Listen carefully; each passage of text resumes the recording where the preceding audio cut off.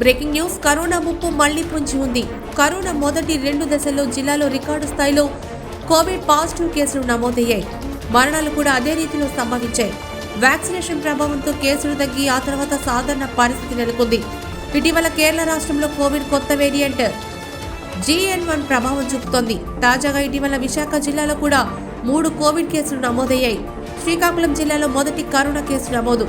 మెలియాపుట్టి మండలం దుర్బలపురం గ్రామానికి చెందిన జి రాములు అనే వృద్ధుడికి ఆరోగ్యం బాగలేక శ్రీకాకుళం జిల్లా ఆసుపత్రికి చికిత్స నిమిత్తం చేరుకున్నాడు. ఆయనకు కోవిడ్ పరీక్షలు నిర్వహించగా కరోనా పాజిటివ్గా తేలింది. ప్రస్తుతం కోవిడ్ ముప్పు పొంచి ఉన్న నేపథ్యంలో అప్రమత్తత పాటించాల్సిందేనని వైద్య వర్గాలు హెచ్చరిస్తున్నాయి.